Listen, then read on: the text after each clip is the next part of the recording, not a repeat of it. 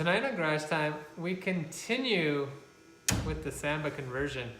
Now it seems like this series has been going on forever. The further along we get in it, it seems the less we're showing you because it's a ton of man work and a ton of man hours, and I'm working at funny hours of the night and we're just trying to get stuff done. So if we filmed every second, and I might have said this before, but if we filmed every second, the amount of editing that would go into this would be crazy. So we're at a good step. We thought we would just bring you up to speed, show you where we're at.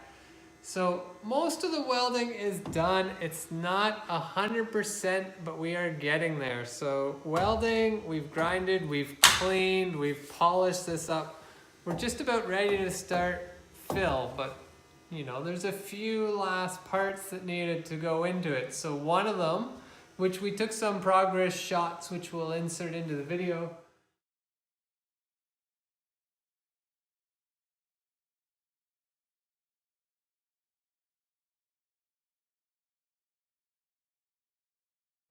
But was for the front mechanism. So we've put our plate on. It's 3 pieces that mount and secure and hold this all in place.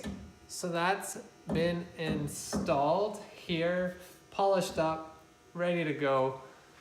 So what I'm going to show you is rails are temporarily on. Main slider bow is on. You can see that the bracket we made worked out great. So I'm standing inside, but we slide nicely. We just clipped in there, and with the handle provided, we lock in, we get a nice tight fit. So we are good there. Only remaining welding to do is the headliner bow at the back and relocating the brace. Now the brace we've cut and fit from underneath. This clamp is actually holding it in place. We're not going to weld that. We're going to use a special adhesive, a body panel adhesive, and glue that on. We watched a video on YouTube on how to do this conversion. They glued theirs on. Anyone I've talked to in the automotive industry told me that we should not be welding that back on to reduce warpage and keep the skin as good as we can, the roof skin. So we don't want to cause any more, well, damage or warpage to the metal than we need to. So since it is just there for structural, if you flip, it's not actually holding the skin in place. It's just to add a brace if you were to roll.